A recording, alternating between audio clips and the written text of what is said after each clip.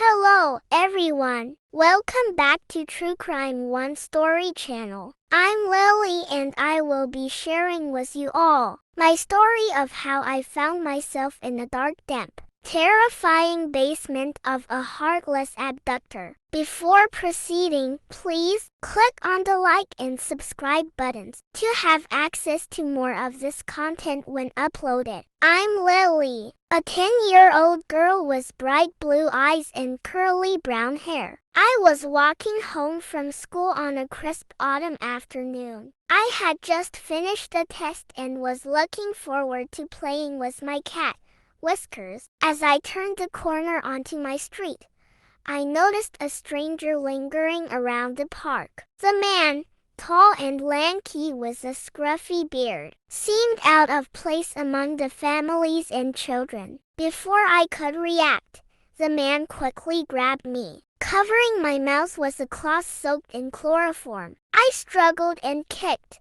but my efforts were futile. The last thing I remembered was the smell of the cloth and the sound of my own muffled screams. When my parents, Sarah and John, realized that I wasn't home after school, they panicked. They called the school, but my teacher told them I had left on time. A frantic search of the neighborhood yielded nothing. It wasn't until they received a phone call from an unknown number, with a distorted voice demanding a ransom in exchange for my safe return, that they knew I had been abducted. The police were called, and an investigation began. Detectives scoured the area, looking for any sign of me or my abductor. The community rallied around the family, distributing flyers and offering support.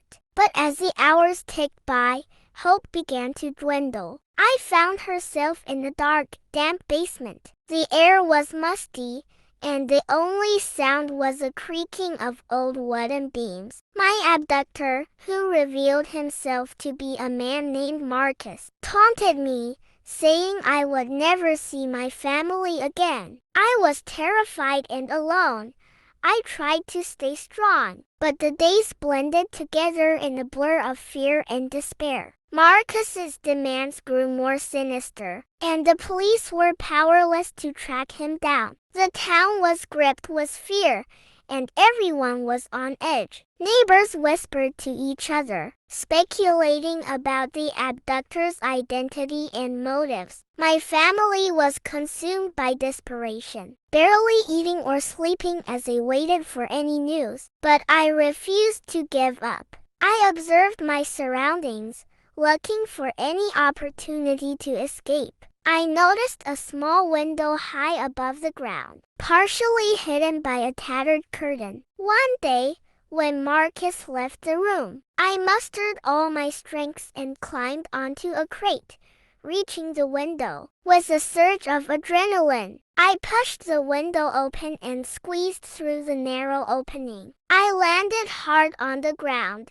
scraping my knees and palms. Freedom was within reach. I emerged from the basement, blinking in the bright sunlight.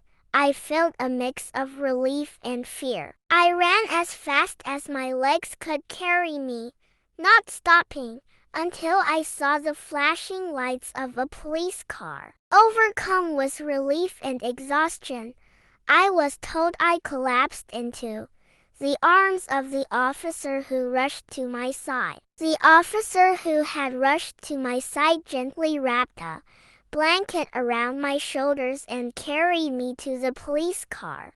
The sound of sirens filled the air, and I saw a swarm of police officers and reporters gathering around the house. At the police station, I was met with a team of detectives, psychologists, and medical professionals. They asked me questions about my ordeal, and I recounted every detail I could remember. The process was overwhelming, but I knew it was crucial to help bring Marcus to justice. As the investigation unfolded, the police discovered that Marcus had a history of abductions and had been evading law enforcement for years.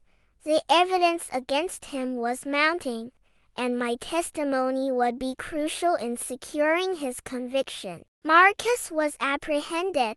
Marcus's trial was a highly publicized event, with many calling for the maximum sentence. I testified against him, recounting her ordeal in a calm and composed manner. The jury delivered a guilty verdict, and Marcus was sentenced to life in prison. And I was reunited with my overjoyed family. The community breathed a collective sigh of relief, as my story shocked everyone, leaving a lasting impact.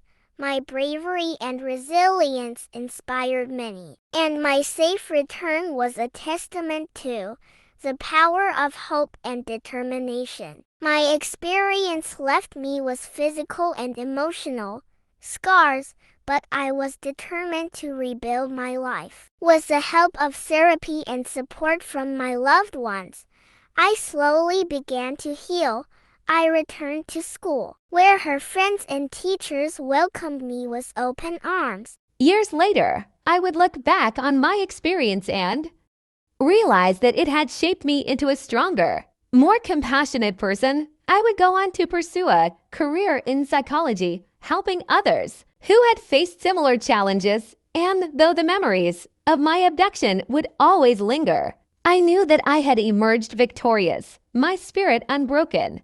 If my story inspires you, or you've had or heard of similar story, please share with us in the comments section. Please don't forget to like, share, and subscribe for more of this content. Love you!